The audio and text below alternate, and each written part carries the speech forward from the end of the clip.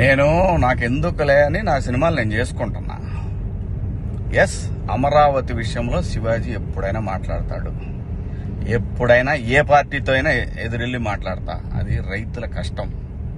ఆ కష్టాన్ని మీరు మీ ఇష్టం వచ్చినట్టు ఎవరికాళ్ళు వాడేసుకుందామంటే చూస్తా ఊరుకోం. ఏంటి, నేను ఈ సినిమా రిలీజ్ ముందు ఇచ్చిన ఇంటర్వ్యూ మీ అందరికి చాలా ఇబ్బందిగా అనిపించింది కదా. నేను ఎప్పుడైనా మాడతా గురు, ఎవడికి భయపడను.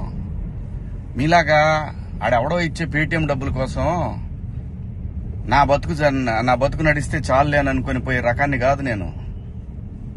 అలాగైతే మీ అందరూ తెలుసోలేదో, నేనే ఒక వ్యవస్థను ఏర్పాటు చేయగలిగినోడిని నేను కాదు. ఈ బతుకిచ్చింది మనకి జనం, అది నాకైనా రాజకీయ నాయకులకైనా. మధ్యలో పేటీఎం గాళ్ళు ఉన్నారు చూసారా మీరు, మీ అందరూ ఈ సినిమాని ఆపగలరేమో, మీరు శివాజీని ఆపలేరుగా. ఏంటి, సినిమాని ఎలా ఆపగలరు మీరు? మొత్తానికి ట్వీట్లు వేసి ఇన్స్టాలో మీ ఇష్టం వచ్చినట్టు రెచ్చిపోయి సినిమాకి కొంతమంది ఇక్కడ రెగ్యులర్ గా రివ్యూలు ఇచ్చే వాళ్ళతోటి రాపిచ్చేసి కింద కామెంట్లు పెట్టిచ్చేసి, ఒకడైతే వాడికి ఒక 100K సబ్స్క్రైబర్స్ ఉంటాడు. సినిమా రిలీజ్ కూడా కాల. ఆశ్చర్యపోయాను నేను, ఏంటి ఏదో తేడా కొడుతుంది అనుకున్నా. అయినా నేను కంప్లైంట్ ఇద్దాం అనుకున్నా, అయినా వద్దు పిల్లనాళ్ళు బాధపడటం.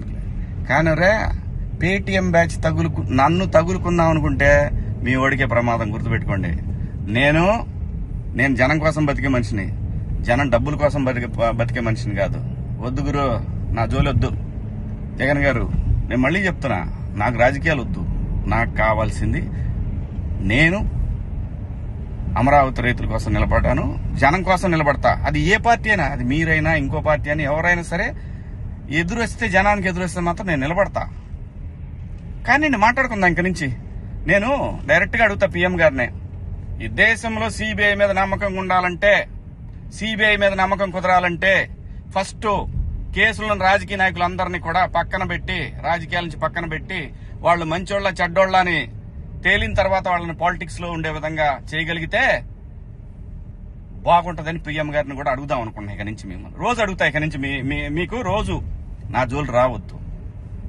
నేను నా బతుకు నేను బతుకుతున్నా, నిజాయితీగా బతుకుతున్నా. ఏ రాజకీయ పార్టీ దగ్గర పోయి చేయి జాపలా. మీరంటే భయపడతామా? ఏం చేస్తారు అబ్బాయి? మీ గవర్నమెంట్ ఉన్నప్పుడే ఏం చేయలేకపోయారు. నన్ను ఎందుకు చేయలేకపోయారు తెలుసా? పైన నేచర్ ఒకటి ఉందిరా అబ్బాయి.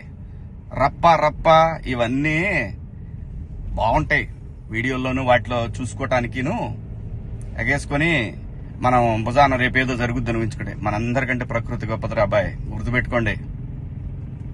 అయినా వ్యవస్థ గురించి ఆలోచించాలి కానీ, ఎవడో ఒకడు డబ్బు సంపాదించుకుందాం జనం మీద అని వాడి కోసం వాడిచ్చే 1000 రూపాయలు, 4000, 10,000, 20,000, 1,00,000, 2 లక్షల రూపాయల కోసం ఎంతమంది భావితరాల భవిష్యత్తు ఆడుకుంటారా మీరంతా? బుద్ధి ఉందంటారా మీకేమన్నా? మనందరం ఏమి లేకుండా ఇంత దూరం వచ్చాం కదా. మాట్లాడుకుందారా బాయ్, రేపు నుంచి మాట్లాడదాం మీ నాయకుడి గురించి, మీ పేటీఎం బ్యాచ్ గురించి. ఇంకా ఉన్నారు తీస్తా. ఇప్పుడు దాకా సైలెంట్గా ఉన్నా నేను. మీరు నా బతుకు దాకా వచ్చారు చూసారా, ఒక్కొక్కటి చూద్దాం, మాట్లాడుకుందాం రా బాయ్.